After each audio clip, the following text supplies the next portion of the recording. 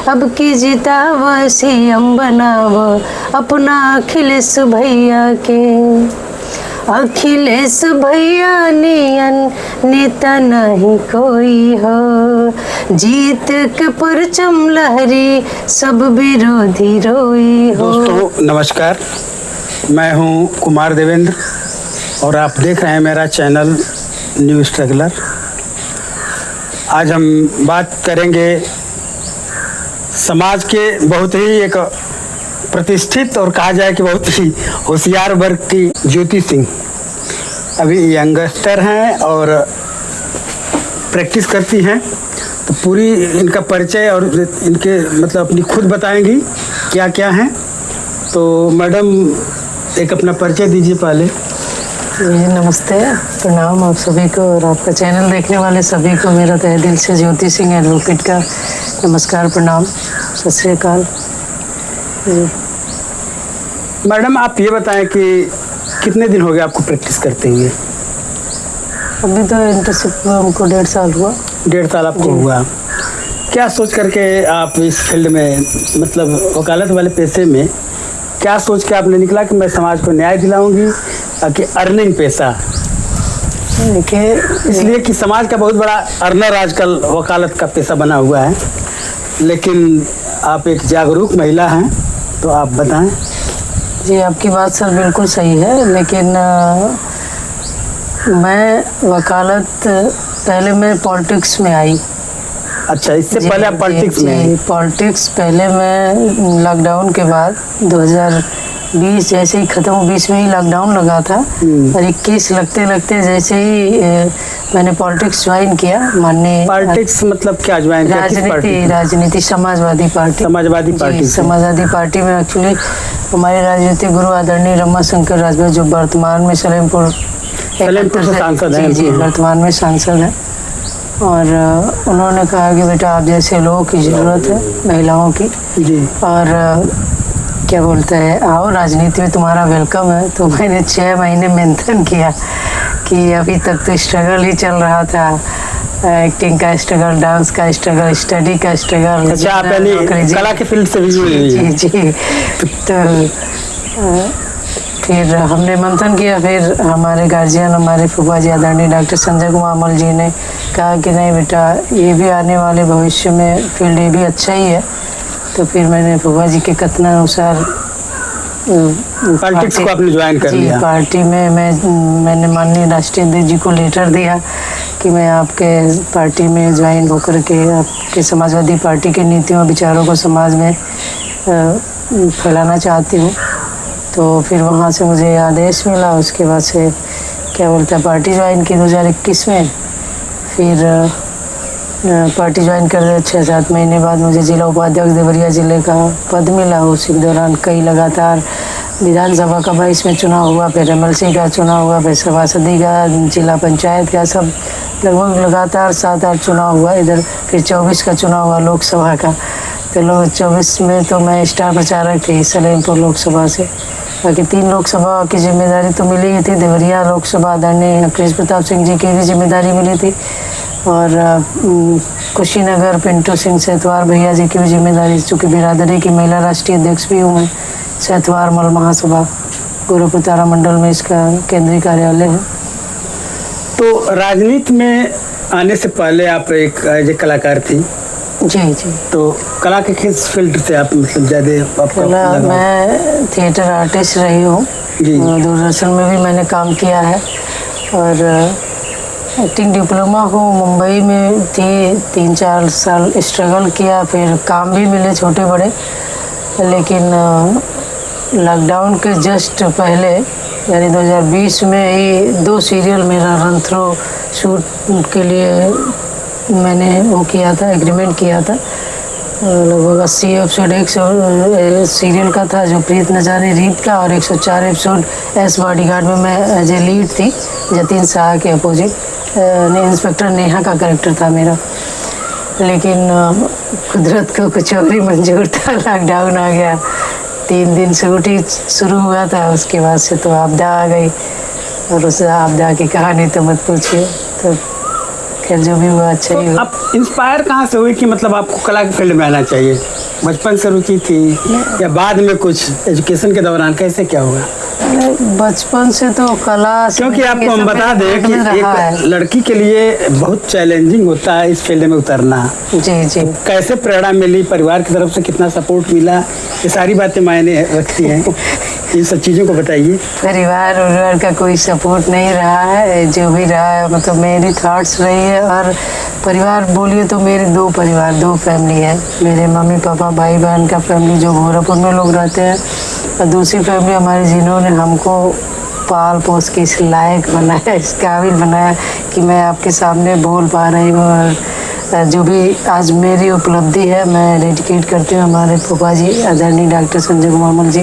तो उनके कथनानुसार मैं एक्टिंग फील्ड में भी कहिए तो आई। वो भी एक अच्छे सिंगर हैं और अच्छे क्या बोलते हैं एक्टर भी हैं, लाइक नाना पाटेकर लुक भी है और अच्छा एक्टिंग। मेरे डायरेक्टर तो मेरे फूफा जी हैं, समझ लीजिए एक तरह से मेरे आइडियल भी वही है। जो उनकी तो कुछ फिल्में रिलीज हो चुकी हैं। जी जी जी। जब तक वो नहीं पास करेंगे तो समझ लीजिए कि फेल वही पास करते हैं। तो अभी आपने बताया कि 2 सीरियल में आप लीड में थी। जी जी। तो वो तो खैर किसी वजह से आगे नहीं हो पाया। बेबी फंसा ही है। अभी फंसा हुआ है। जी जी। क्या कोई मतलब आपका ऐसा कोई जिसे एक्ट हो जो रिलीज हुआ हो किसी भी पोर्टल पे, किसी भी चैनल पे, ऐसा कुछ है? नहीं, सावधान इंडिया टाइप का मैंने 4-5 एपिसोड किया था समथिंग। बनारस में भी शूट हुआ था, बॉम्बे में भी शूट हुआ था, लेकिन वो भी नहीं आ हाँ पाया। रिलीज हुआ। मतलब मुझे पुराना हो गया है, कई साल का डिस्टेंस रहा है, तो फ़ोन भी चेंज हो गया इस वजह से। पहले लिंक उंक था भी। एट ए टाइम क्या कला के क्षेत्र में आपका हो रहा है इस समय कला के क्षेत्र में अभी तो फिलहाल कुछ नहीं है। अभी फिलहाल राजनीति पे मेन फोकस है। राजनीति में आप फोकस है। और सिंगिंग से मैं अभी स्टडी भी कर रही हूँ सिंगिंग से, तो लास्ट ईयर है मेरा। अच्छा, आप प्रभाकर कर रही हैं? जी जी, इस साल फाइनल है। और एकेडमिक एजुकेशन कहाँ तक आपका है? सोशियोलॉजी एमए हूँ, एलएलबी। उसके बाद एलएलबी आपने किया है मैंने। क्या किया है? Fine art. ये क्या है? अरे ड्राइंग से रिलेटेड है। ड्राइंग से रिलेटेड कोर्स है। हाँ, मैंने सोचा कि हो सकता है इसी के करके कोई नौकरी। बहुत ज़्यादा फील्ड में आपने ट्राई किया है, मल्टी टैलेंटेड कहा जाए आपको। तो पॉलिटिक्स में कहाँ तक अभी सफलता आपको मिली हुई है? पॉलिटिक्स में एक बार आपने बताया जिला उपाध्यक्ष तक गई हैं। जी, जिला उपाध्यक्ष थे, उसके बाद से किसी कारणवश जिला अध्यक्ष नहीं बन पाए, तो आदेश आया कि इसको प्रदेश कमेटी में लाया जाए। क्योंकि सोशल मीडिया से पूरा कनेक्शन, मैंने किसी से पैरवी नहीं की थी। वहीं से मुझे खुद कॉल आया कि आपको प्रदेश कमेटी में वेलकम है आपका, और आपको माननीय जी के आदेश पे आपको प्रदेश सचिव बनाया जा रहा है। तो जबकि मुख्यमंत्री जी का मेरे पास फ़ोन भी आया था, 7 मिस कॉल आया, 8वां मैंने उठाया। पूर्व मुख्यमंत्री पूर्व मुख्यमंत्री जी आदरणीय अखिलेश यादव भैया जी का फ़ोन आया था। जब पॉलिटिकल बात हो रही तो मैं एक कॉमन क्वेश्चन पूछ लेता हूँ। जी जी जी। समाजवादी पार्टी पे अक्सर आरोप लगता रहा है कि ये एक जातिवादी पार्टी है और एक घर की पार्टी है, आपका क्या सोचना है? देखिए, जातिवाद, पहले हम जात पे बात करते हैं। जी। जातिवाद, ये मैं कह नहीं रहा हूँ, ये आरोप लगता रहा है। जी जी जी, लोग, मैं भी सुन रही हूँ, मैं भी इसी समाज में हूँ। लेकिन लोगों का कहना है, अब बीजेपी को ठाकुरों का, पंडितों का जातिवाद कहा जाए तो ये भी तो एक लांछन ही हुआ ना। लेकिन हम लोग नहीं कहते हैं, हमारा काम ही नहीं है जातिवाद पे बोलना। राजनीति करने वाला एक पॉलिटिशियन हर जाति हर धर्म का होता है, हर वर्ग का होता है, और पद मिलने के बाद तो सबका होता है। जी जी बिल्कुल। और रही बात समाजवादी पार्टी की, तो समाजवादी पार्टी को बदनाम करने की लोग कोशिश करते हैं। और बाकी ऐसी कास्टिज्म तो हर जगह है, इंडस्ट्री में भी है, पॉलिटिक्स में भी है, और सोसाइटी में भी है। कास्टिज्म कहाँ नहीं है। समाजवादी का अभी जो लेटेस्ट नारा है जी, पीडीए। जी, पिछड़ा, दलित, अल्पसंख्यक। और पिछड़ा में पीडीए भी आते हैं, पंडित भी आते हैं, ए में अगड़ा भी आते हैं, और अल्पसंख्यक जिनकी कम आबादी होती है, इनको कोई नहीं पूछता है। और ए में अगड़ा जोड़िए या फिर अधिक पीड़ित जो भी है जो बना लीजिए, जब सब से ही जोड़ना है। कहने के बाद अखिलेश जी इसको सामाजिक समरसता बनाए के लिए नाम जी रखा हुआ है। बिल्कुल। पीडीए में सब लोग सन्निहित हैं, सभी लोग सन्निहित हैं। समाजवादी पार्टी सभी वर्ग सभी समाज के लोगों की पार्टी है। अब लोग उसको छाट के किनारे कर दिए हैं तो बात अलग है, लेकिन ये सबकी पार्टी है और माननीय जी सबको एक समान मान सम्मान और सारी चीज़ें देते हैं। क्योंकि ये तो मैं नहीं कहूँगा कि आप समाज सपा की प्रवक्ता हैं, लेकिन ये चीज़ ज़रूर पूछेंगे कि आपकी क्या 2027 के चुनाव से क्या उम्मीदें हैं, क्या जिम्मेदारी आपको सौंपा गया है? जिम्मेदारी खैर प्रदेश कमेटी में अभी बात चल रही है कि मेन बॉडी में आने की, तो मैं भी हो सकता है कि मेन बॉडी में कोई बढ़िया पद स्टेट लेवल का मिले। जी दूसरा तीसरा पद, तो मैंने भी हामी भर दिया है। नो प्रॉब्लम, मुझे जहाँ पार्टी के लिए भेजा जाएगा मैं बखूबी अंजाम दूंगी। मैं बस इतना जानती हूँ, मुझे साइकिल लाल टोपी माननीय जी दिखते हैं, बाकी पद का बहुत वो नहीं। इस बार 27 का जो चुनाव है इतना टफ है कि भाजपा बंगाल चुनाव जीतने के बाद उसके हौसले बहुत बुलंद हैं और जो भी तरीका रहेगा भाजपा छोड़ेगी नहीं। तो संघर्ष यहाँ यूपी में 2027 में बहुत तगड़ा होने वाला है, शायद ये आपको आभास हो। नहीं, बिहार का चुनाव हुआ, बंगाल का चुनाव हुआ, मैं भी परिचित हूँ और मुझे क्या बोलते हैं टफ लग भी रहा है, लेकिन मन के हारे हार है, मन के जीते जीत। ये तो सही है। हम पहले ही हार क्यों मान लें, क्योंकि दशा का 10 वर्ष ही होता है और दशा का 10 वर्ष पूरा होने को है। जनता जरूर निश्चित रूप से बदलाव योगी जी का 10 साल पूरा होने वाला है। बिल्कुल, अब चरम सीमा पे है। अब इनकी सत्ता यूपी से एकदम जाने के लिए तैयार है, ये खुद तैयार है जाने के लिए, क्योंकि अब इनके बस का नहीं है ना लैंड ऑर्डर, ना ही युवाओं का रोजगार, ना ही किसानों के पक्ष में ना कुछ, ना महिलाओं की सुरक्षा कुछ। थोड़ा जब सपा में एक जातिवाद और परिवारवाद दोनों का आरोप लगता है, तो क्या है कहना इस संबंध में आपका? परिवारवाद हर जगह है, चाहे वो अमित शाह जी को उठा के देख लीजिए, चाहे बस एक योगी जी हैं, जब उनका परिवार है नहीं है तो क्या परिवारवाद करेंगे। लेकिन किसी भी पार्टी या किसी वर्ग के लोग जो मेन रहता है ना, वो कोशिश करता है कि हमारे ही अपने लोग हमारे अगल बगल हो, अच्छे पोजीशन पे, अच्छे पद पे हो। मैं आपको बता दूं, मैं समीक्षा के तौर पे देख रहा हूं, परिवारवाद तो भाजपा में भी बहुत जम करके है जी। राजनाथ सिंह का परिवारवाद है, सम्राट चौधरी हुए जो आज के मुख्यमंत्री वो भी परिवारवाद के हैं, और उसके बाद अमित शाह के लड़के हैं ही हैं जी। परिवारवाद भी वहाँ पे है और अयोग्यता वाला जो मैटर है, अयोग्य व्यक्ति को भी वहाँ पे पद पे जबरदस्ती बैठाया जाता है, तो ये तो हर जगह है। लेकिन स्पेशली मैं पूछ रहा हूँ कि सपा का जो परिवारवाद है उस पर आपका क्या कहना है? एक बार पिछले लोकसभा चुनाव में जी एक ही परिवार से 5 लोग सांसद थे। चूँकि वो उनका गढ़ है, जैसे इटावा हुआ, मैनपुरी हुआ, सैफई हुआ, तो मतलब किसी और को दे करके सीट को खतरे में नहीं डालना चाहते हैं।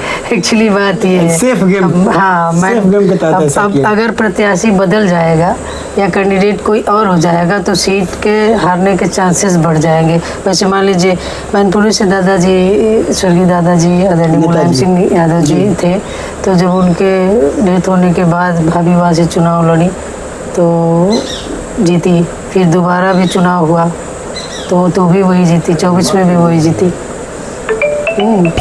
तो कोई दिक्कत नहीं है। परिवारवाद और कास्टिज्म जो भी है एवरीथिंग वो हर जगह है और रहेगा, इसको कोई काट नहीं पाएगा।